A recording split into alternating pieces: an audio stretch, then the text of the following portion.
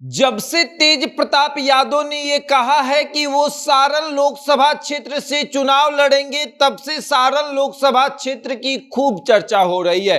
तो हमने सोचा कि थोड़ा सारण लोकसभा क्षेत्र का इतिहास जो है वो आपके सामने रखा जाए, बताया जाए कि किस तरीके से सारण लोकसभा क्षेत्र का इतिहास रहा है, आखिर किन जातियों का जो है वो सारण लोकसभा क्षेत्र पर पकड़ है, और सब कुछ हमने सोचा आपको विस्तार से समझा दिया जाए कि आखिर जब लालू यादव ने राजीव प्रताप रूढ़ी को चुनाव हराया था उसके बाद क्या हुआ था, और जब राजीव प्रताप रूढ़ी ने राबड़ी देवी को चुनाव हराया था तब क्या हुआ था। सब कुछ विस्तार से आपके सामने रखेंगे। लेकिन उसके पहले नमस्कार, मेरा नाम शशांक पांडे है। आप जनता जंक्शन पर मुझे देख रहे हैं, कैमरे के पीछे विशाल खड़े हैं और चर्चा खूब हो रही है सारण लोकसभा क्षेत्र की। कहा जा रहा है कि लालू प्रसाद यादव के बड़े बेटे तेज प्रताप यादव चुनाव लड़ना चाहते हैं और वो मान रहे हैं कि सारण लोकसभा से अगर वो चुनाव लड़ेंगे तो आसानी से जीत जाएंगे। तो हमने सोचा कि सारण लोकसभा क्षेत्र का इतिहास के बारे में चर्चा किया जाए।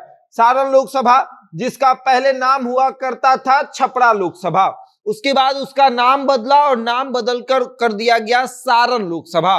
और सारण लोकसभा से अभी वर्तमान में आपको भारतीय जनता पार्टी के सांसद हैं राजीव प्रताप रूढ़ी। ये दूसरी बार सांसद बने हैं, 2014 में और 2019 में वहां से लगातार जीते हैं। ऐसे अगर देखा जाए तो राजीव प्रताप रूढ़ी जो है ये चौथी बार सारण लोकसभा क्षेत्र से सांसद बन रहे हैं। पहली बार ये 1996 में सांसद बने थे, फिर 1999 में, 2014 और 2019 में, यानी कि 4 बार से राजीव प्रताप रूढ़ी जो है वो सारण लोकसभा क्षेत्र के सांसद हैं। उसके बाद अगर अब बात करेंगे तेज प्रताप यादव की, लालू यादव की बात कर ले पहले।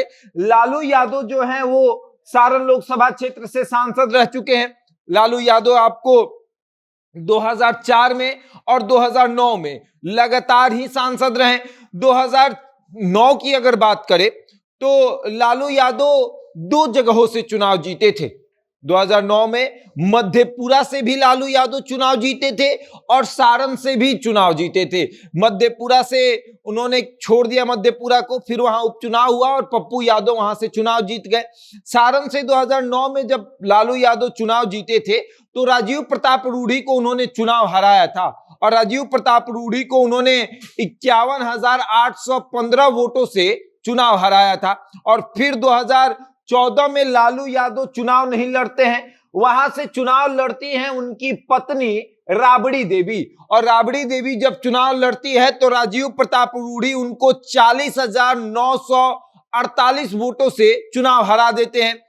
राजीव प्रताप रूढ़ी को वोट मिलता है 3,55,120 वोट, वहीं राबड़ी देवी को वोट मिलता है 3,14,172 वोट, यानी कि 40,948 वोटों से वो चुनाव हार जाती हैं।